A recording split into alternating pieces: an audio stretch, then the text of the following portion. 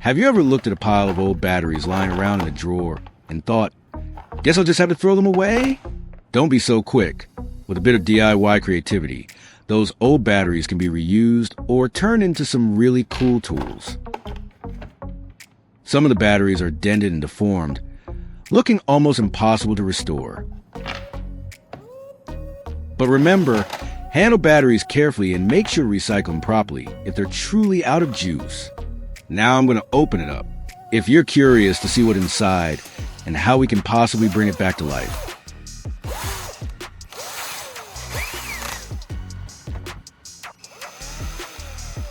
Stay tuned and watch till the end.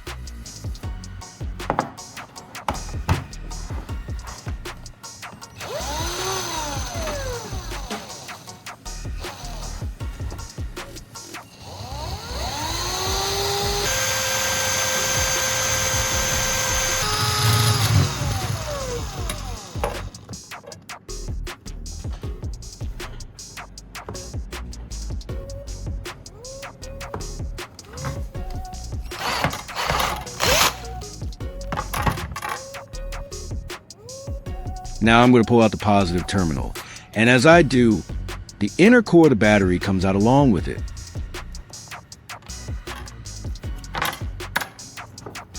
Next, I'll move on to the next battery, carefully cutting it open to see if its inside is in better condition or just as damaged as the first one.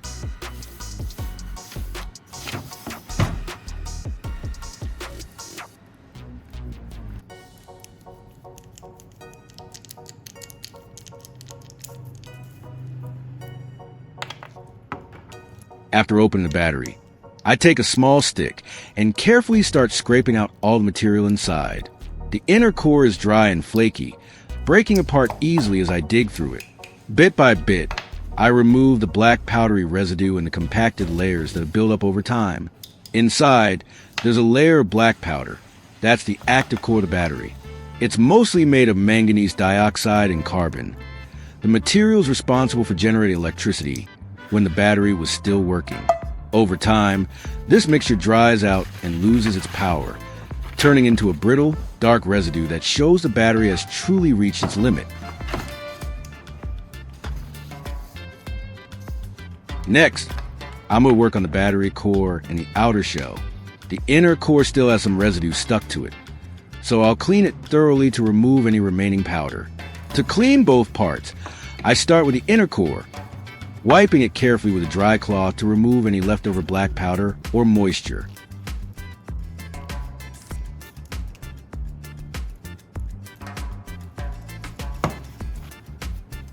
Once it's clean and smooth, I move on to the outer shell. I peel off the printed label and any plastic wrapping on the surface, revealing the bare metal underneath. This will make it easier to reuse or repurpose later in the project. As for the black powder, I'm going to heat it up to dry it out completely. This will remove any remaining moisture and make the material easier to handle later. I'll do it slowly and carefully to avoid burning it. Just enough heat to let the powder regain a dry, fine texture. Any remaining clumps I'll break down with a small metal punch.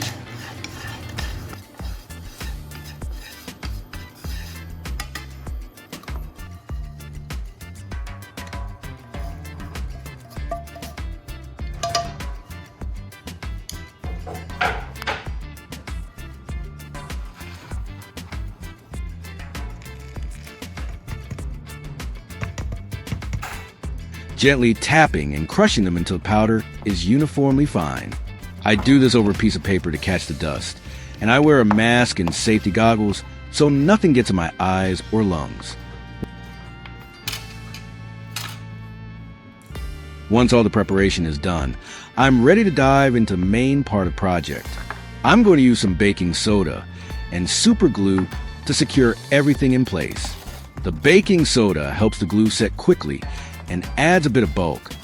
I pour a small amount of baking soda into the empty battery shell, making sure it spreads evenly along the bottom and sides.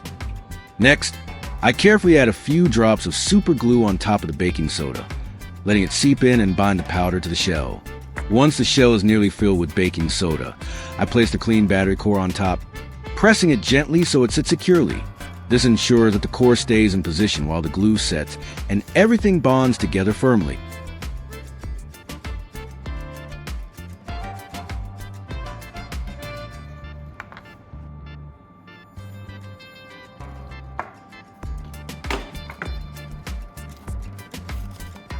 Next, I'm going to grind down the remaining tip of battery core.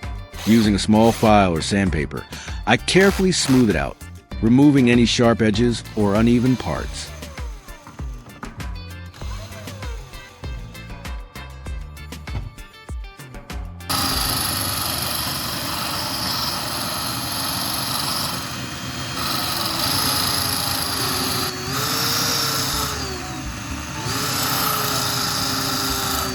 And just like that, I've finished creating the tip of the soldering tool.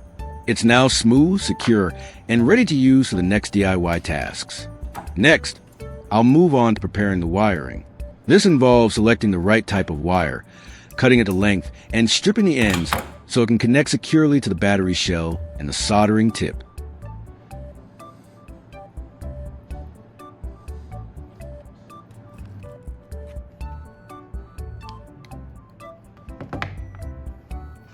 I use some strong adhesive tape to secure the wire in place, wrapping it neatly around the connection points. This keeps the wire from moving or coming loose during use, ensuring a stable and safe connection between the battery shell .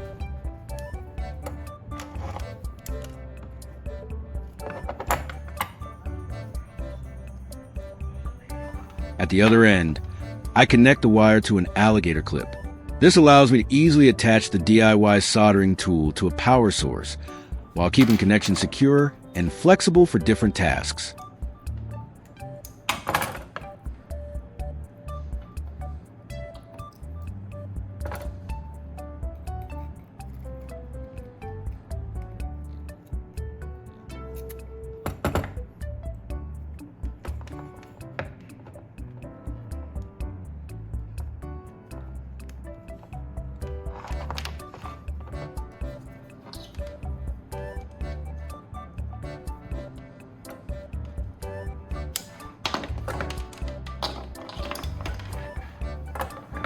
Next, I prepare an additional wire with alligator clips on both ends.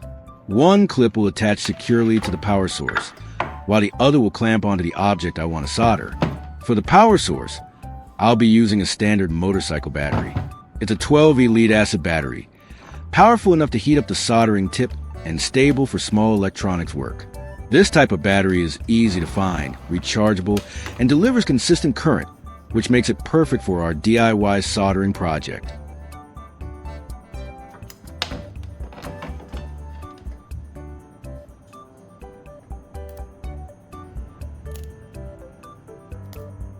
The tip gets glowing hot quickly, allowing it to melt solder and make precise connections.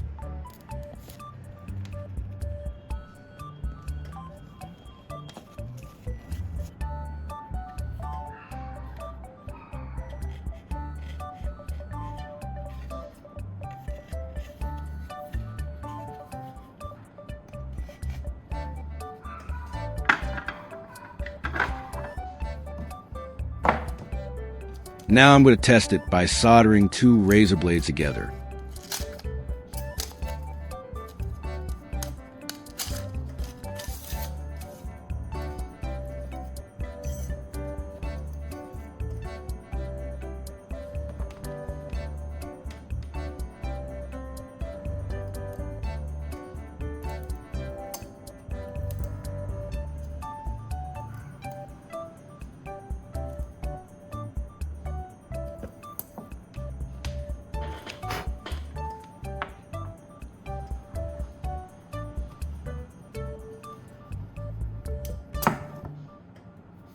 After soldering the two razor blades together, the joint feels surprisingly strong. Even when applying pressure or flexing slightly, the blades stay firmly connected without any signs of separation. The solder has bonded well to the thin metal surfaces, creating a solid bridge between them.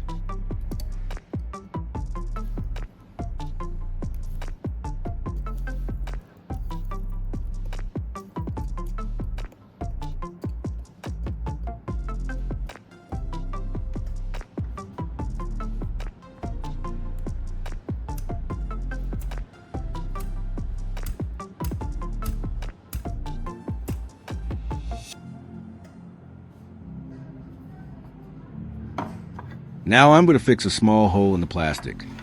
I position the soldering tip near the damage area and carefully melt the surrounding plastic, filling the hole and smoothing it out. Next, I place a small piece of steel mesh underneath the work area. This acts as a protective layer, preventing direct contact with the surface below and distributing the heat more even.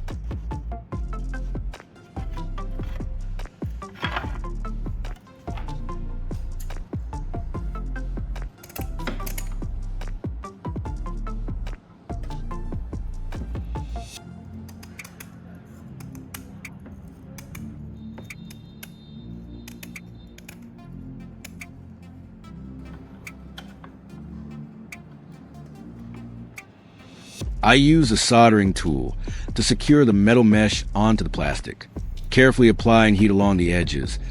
I melt the plastic just enough for it to grip the mesh firmly.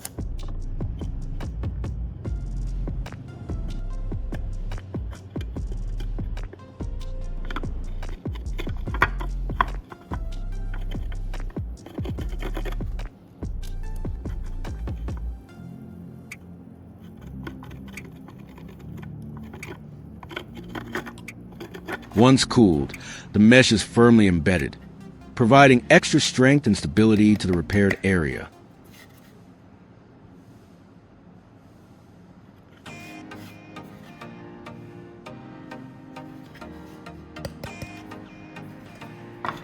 Next, I take the black battery powder I prepared earlier and use it to fill in the missing sections of plastic. I place some tape underneath the area as a protective layer. This prevents the powder and any melted plastic from spilling onto the surface below.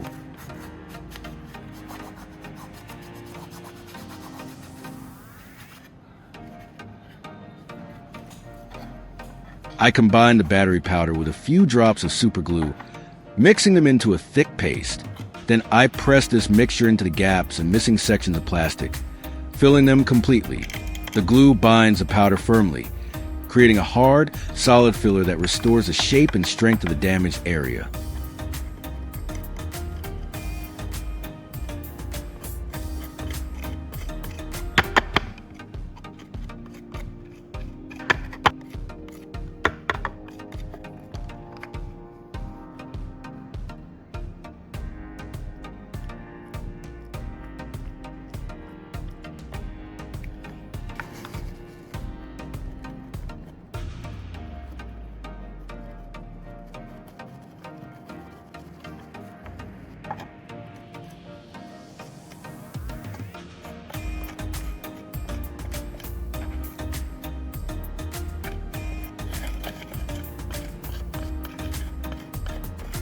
After filling the gaps, I let the glue dry completely. This ensures that the powder and glue mixture hardens into a solid, stable layer, making the repaired plastic strong and ready for the next steps. Once dry, the repaired area is hard and firm to the touch. The black powder blended with the glue forms a solid, slightly rough surface that fills the missing sections completely. It holds its shape well, providing stability and strength, and is now ready for any further finishing or smoothing if needed. If you want a smoother, more polished finish, you can use sandpaper to gently sand the surface. This evens out any rough spots, blends the repair with the surrounding plastic, and gives a cleaner, more professional look. The battery serves as the power source for the DIY soldering tool. It provides the electrical current needed to heat the tip, allowing it to melt solder or plastic. Without the battery, the tool wouldn't generate the necessary heat, so the soldering or repair process wouldn't be possible. Essentially, the battery converts stored chemical energy into electrical energy, which then produces heat at the tip for all the DIY tasks. And that's it. With a few simple materials and some careful steps, we've turned old batteries and scraps into a fully functional DIY soldering tool. Not only does this project give new life to otherwise discarded items, but it also shows how creative thinking and basic materials can solve practical problems. Remember to always handle batteries and hot tools safely, and you'll have a handy, cost-effective tool ready for all your small repair and DIY projects.